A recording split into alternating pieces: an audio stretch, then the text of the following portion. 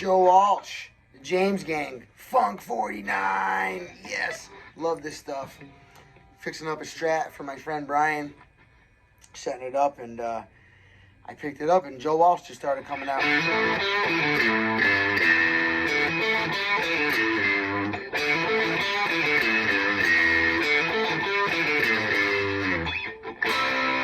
And such.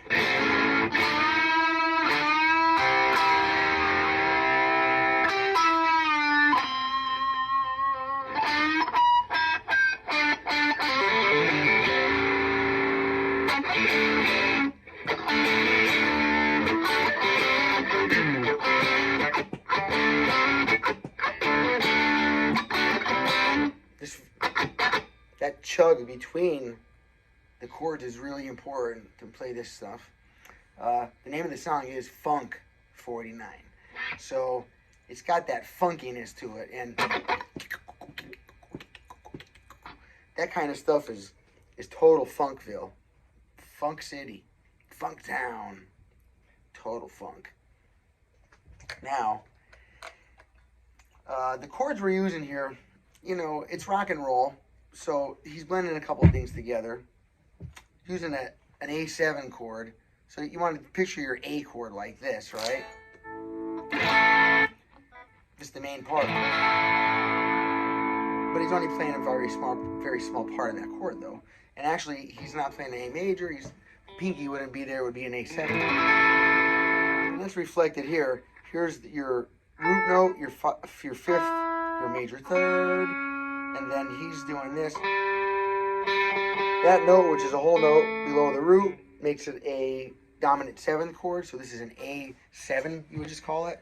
But actually, it's called an A dominant 7. But whenever you see the letter of a chord written with just the number 7 after it, that automatically means it's a dominant 7th chord, okay? Just like if you see a letter with nothing written next to it, that automatically means it's a major chord. If you didn't know that, now you do. Lessons with Wayne Sorbelli, these are full of great information, okay? I just keep pouring it on thicker and thicker, like honey. All right. Now, the chord's A7. He does a little fancy thing there in the beginning in like the A minor pentatonic or A blues scale, if you will. You know, this little, it's called a unison bend to start it off. B string or 2nd string, 5th fret, and then my 3rd string, 7th fret, and I'm going to keep this one put right there, and I'm going to use this finger to fret the G string, right, and use my middle finger. I'll show you close here.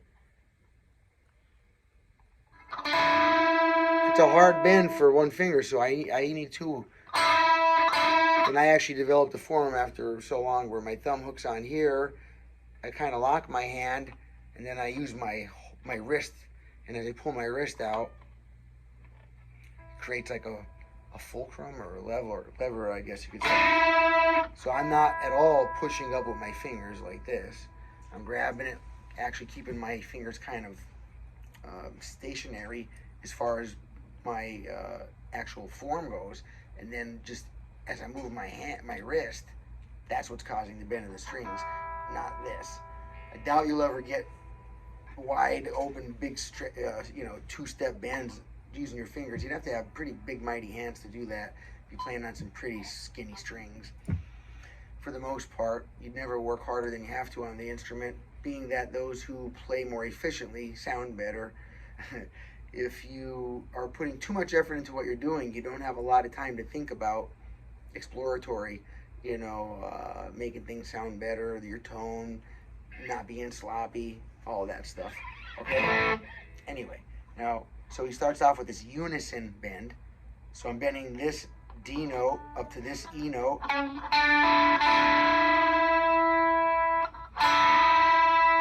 Hits this little G note right here on the 8th fret of the 2nd or B string. And then hits that G string again while it's suspended. That's called a pre-bend. Now that it's up in the air, once you hit it, that's a pre-bend because it's bent before you hit it. And then release, right? God, I love that.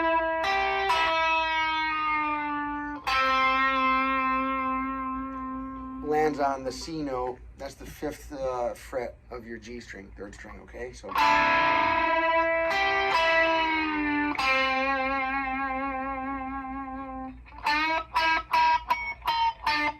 couple things going there. Now he bends that same D note again up to the E, and then that pre-bend city and release. And as he's slowly releasing it, he's picking, right? Bend it.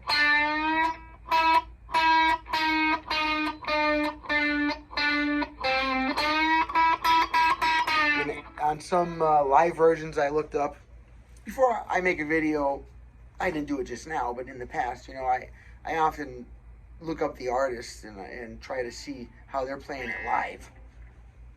I refer to the records, the recordings, you know, the albums or CDs, whatever, tracks. But more than anything, I reference live playing, you know. I can actually see what they're doing. Beware if you're watching videos, if it's a produced video, like the original video for any song is not going to line up. What you're seeing in the video is not, you know, what you're really hearing. They kind of just, it's not lip syncing, it's guitar syncing. You know, they choreograph it and use computers to line the sound and the movement up, so you get the best video. Like it's like making a movie. You know, at the time the guy's jumping off the building yelling, that's not really his voice you're hearing there. They put that in later in the studio, right? for a lot of things, if you know what I'm talking about. If you don't, drop it in the comments below. I'll give you an answer. All right, now. That awesome, when I'm seeing him live doing it, he's doing this little pick squeal. I don't know if you know how to do an artificial harmonic. Listen. Sorry. Okay, so.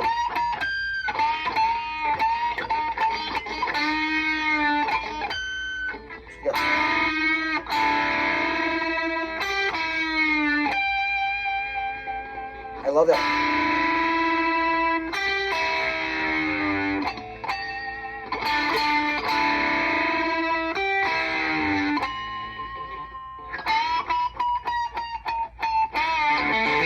And this when he releases it all the way back down to the D note, he goes.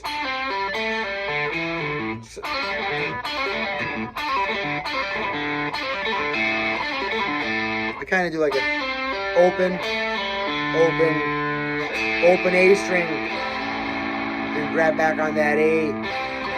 So we got.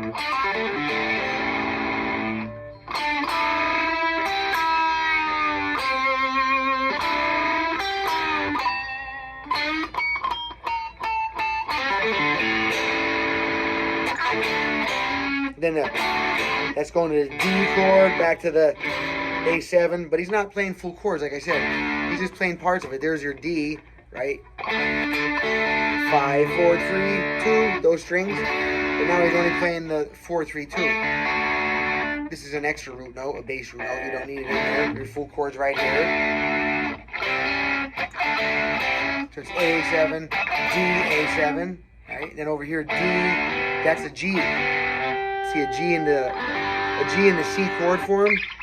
See, your C, but it's a C chord form, but using these fingers, right? And he's not using the pinky. It's an extra note. You don't need it. Here's a root note. Here's a root note. You don't need two of them in the chord. So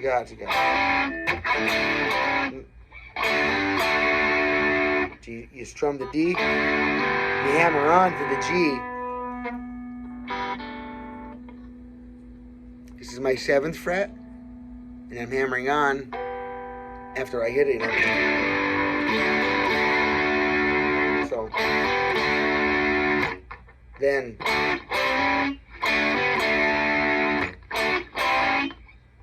D, A, D, G, D, D, A, 7. And once you get those chords, then you can practice them between the chords, okay? So at first you just get.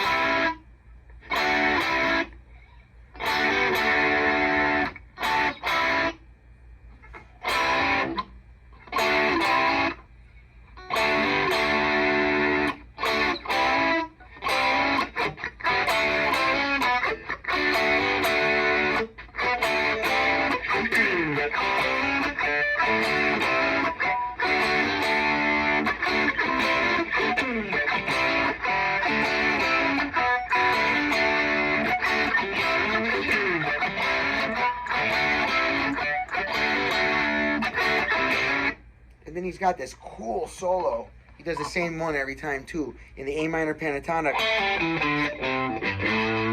So 7 to 5 pull off. Landing on the 7 on the... Okay, so I'm on the 4th string, D string, right? That's an A note. My A minor pentatonic for those that might have missed a few classes.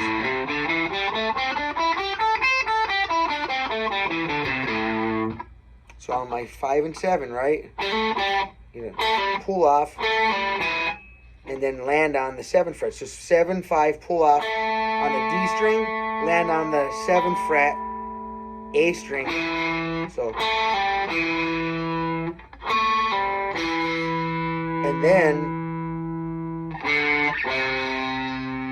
5, 3, 5, 3, 3, 5.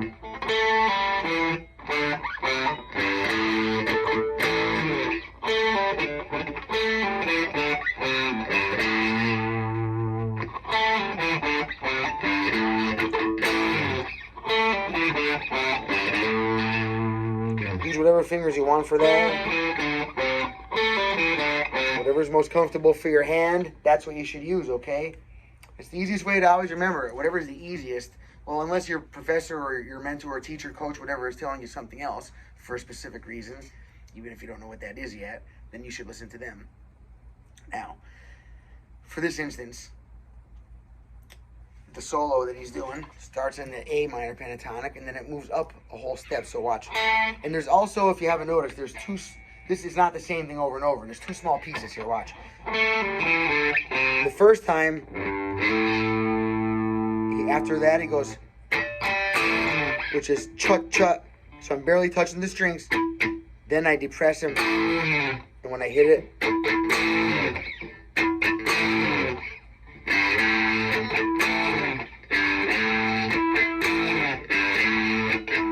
okay. Now the second time, he just lays on that A note, or the 5th fret, 6th string, okay? So first time, second, again, so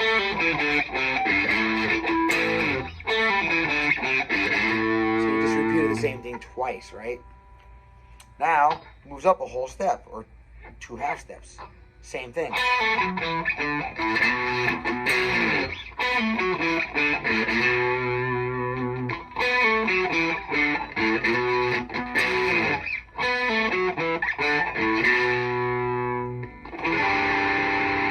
Throws in the Hendrix chord. Oh, you can't do anything without Jimi Hendrix's influence, really, if it's rock. Now, here's Hendrix. Is the E7 sharp 9th chord. E7 sharp 9. Here's your E7 chord. Then you take the 9, which is here, and you sharpen it. So here's your E9, E sharp 9, E7 sharp 9. So we have open E, 6th string, 7th fret E on the 5th string, 6th fret, A sharp note on the D string, D note on the G string, G note on the B string, and your open E on your first.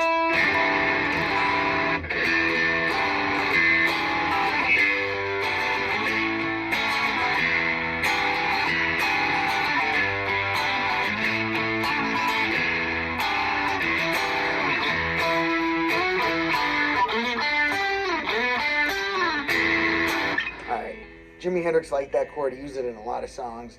And before that, it was an odd-sounding jazz chord, not used in this context at all. Hendrix put this chord in the middle of rock and roll chords, and it was awesome. God, he was a genius, and he didn't even know it. He never got to... Don't do hard drugs and die like Jimi Hendrix, please. Especially, well, not especially, just nobody. Just please don't. Stay away from it. This stuff is bad news, man. All right. We know that now, all right? Dumb guys, dumb people used to do it in the past, dumb girls and guys, because they didn't know. We didn't have education the same way like now. You don't put a loaded gun that holds 6 bullets with 6 bullets in it and then spin it and see what happened. You know the result is going to be bad. So don't do it, okay? You're not taking a chance. You're not being cool. It's enough preaching. All right, just I love everybody, and I want to share it to anybody that might need to hear that right now, okay? Now, the guitar is the best thing you can get hooked on, of course. It doesn't talk back. It doesn't leave you. It's the number one, all right? This is the number one stress reliever. And by the way, if you didn't know, stress is the number one killer. So if you want to remove the number one thing that is killing you, since we're all in the process of dying, if you're alive right now, you are in the process of dying. Just if you want to make that a very slow process, play more guitar. It relieves your stress. It makes you happier. Takes away ailments. Prevents them. All right, let's get back to the guitar. But it's all related, though, isn't it? Yeah. Music, the study of frequency. Soul is a vibration, huh? All right. Anyway.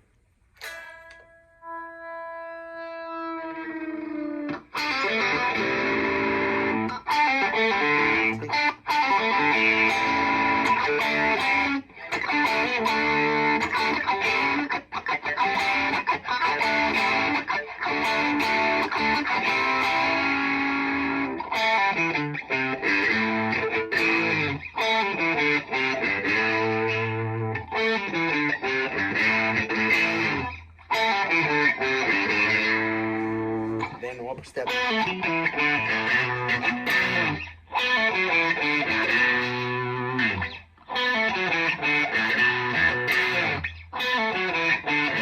HENDRIX chord. Back to your main.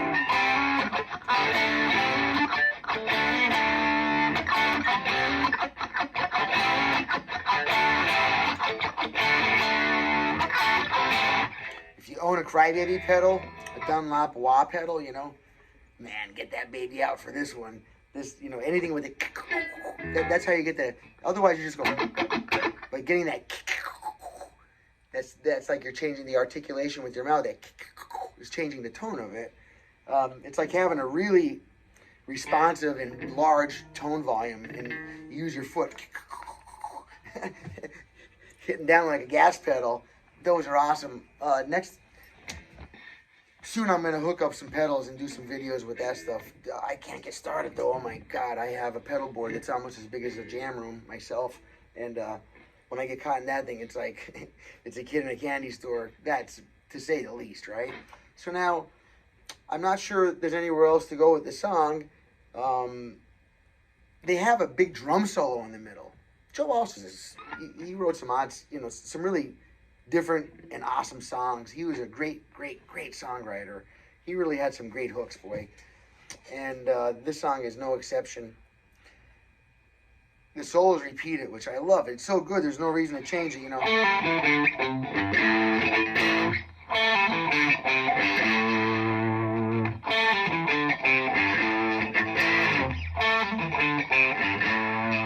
Sounds good on a Strat or a Les Paul or a Tele. Anything.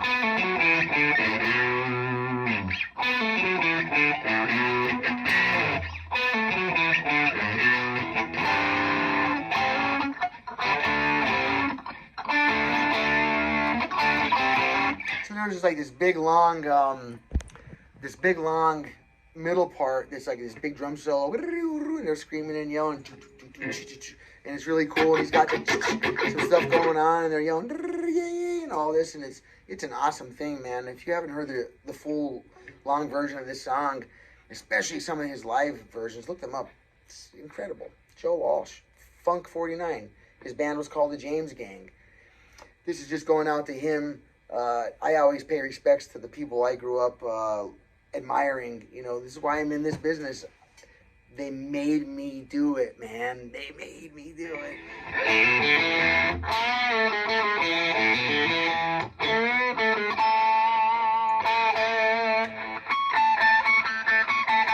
By the way, on a lot of guitars, you're going to get more of that artificial harmonic if you use your bridge pickup, okay? Generally speaking, not always, but just generally speaking, I find most guitars I pick up, the problem, if you use your bridge pickup and it's a single coil, listen how noisy this is. This is a brand new Strat fresh off the shelf, you know. They're pretty noisy. So for the video's sake, now I kind of like the sound better really when if I was playing the song. If I was playing it with a band, you know, you wouldn't hear that hum mixed in with everything else. That goes away. But for making a video or sitting in your room, or for the sake of study, you know, or education, be kind to your ears instead of sitting there in a static storm all day. That's not good for you, okay? It can't be good for your health to hear that crap all day. Look, just take the switch and move it up one. Chances are the noise will go away because now you're combining another pickup with this one. This one's still on, and this one. When you put two of them together, well, they're called a humbucker. That's what these are. You see here? Yeah, you have two single coil pickups together. So when you wire two single coil pickups together, they cancel each other's hum out. How cool is that? So I kind of prefer those guitars. You rarely do see me playing a Strat. Just that's really not the only reason. It's one of them. The noise does bother me. Even though I can't hear it prominently while I'm playing live, I can still hear it. And then what happens is you've got to spend a lot of time on your volume knob. When you're a Strat player, especially these guys on the old vintage Strats, they'll do a line, you know, turn it off, sing something else. Oh, I love my guitar. And my baby took my car.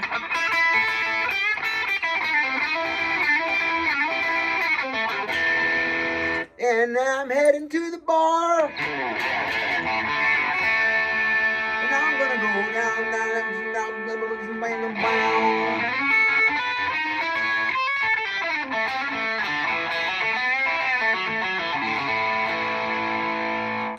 Always on that, just constantly. Matter of fact, watch one of the Strat masters.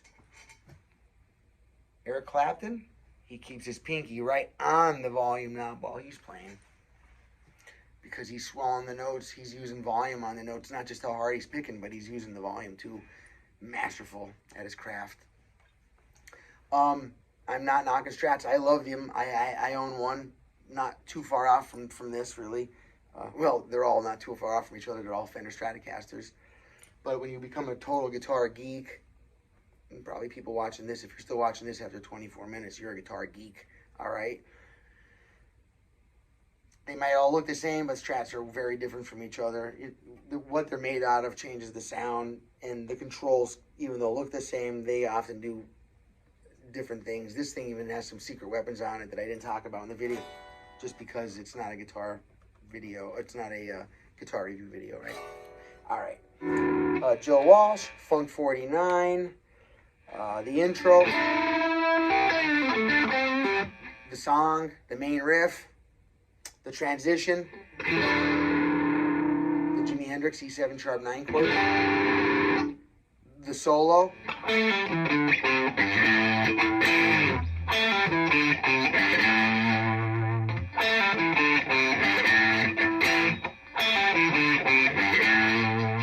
I do the vibrato better with my middle finger and shake my whole hand. So when I'm coming in for the first part on the chord, I like to land on my first finger because then I'm already ready to do the power chord slide. But then on the second part where the vibrato comes in, I like to use my middle finger so I can get that wide vibrato. It just makes it sound so good. Watch. See?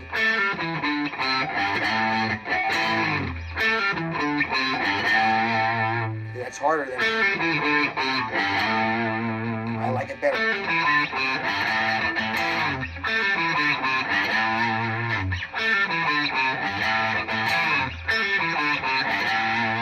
Same thing over here.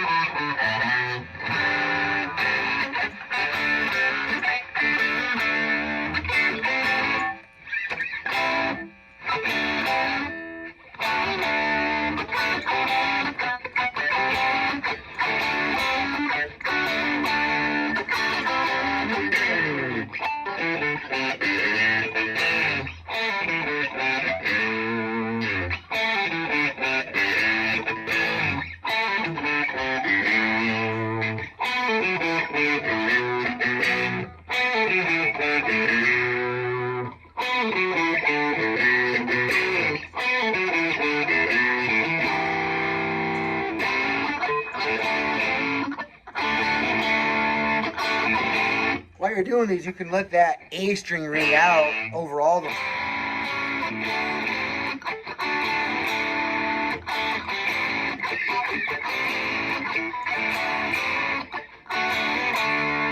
Over the G, the A doesn't sound as good. You're kind of making a G9 out of that.